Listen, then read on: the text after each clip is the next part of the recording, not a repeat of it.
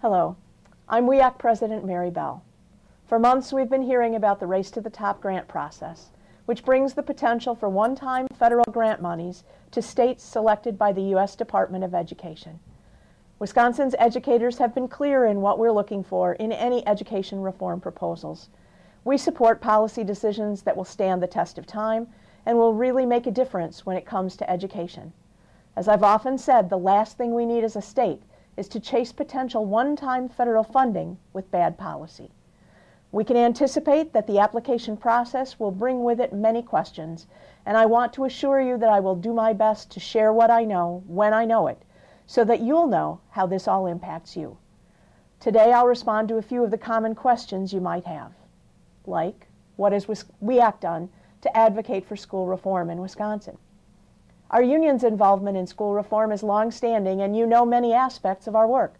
Professional development and licensure efforts, the emerging balanced assessment for students that focuses on instructionally important assessment rather than standardized tests that are removed from the daily instruction of our classrooms, whole school reform through collaborative projects like the NEA Keys to Excellence program, and the ongoing work our members have done in making Wisconsin's content standards both rigorous and relevant.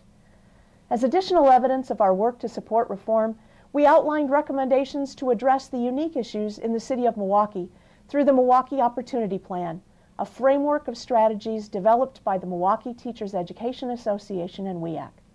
We've been clear about what we support: education policy that honors the collective bargaining process, reform that is rooted in research and proven to improve student learning, and involvement of parents and communities in the educational process.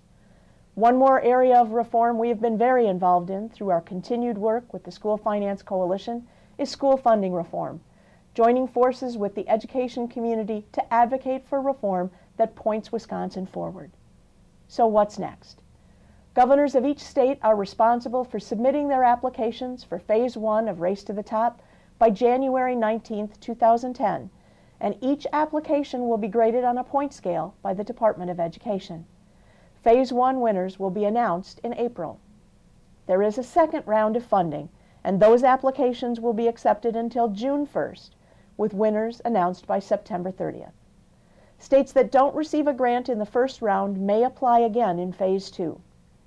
As I've said before, we're not opposed to change as long as it leads to better outcomes and respects those who work with students.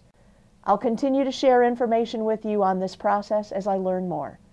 If you have specific questions, please contact me, your UniServ or your local president, or your UniServ director. Resources are always available to you at weac.org. Thank you for the important work you do in your schools, your community, and in our state.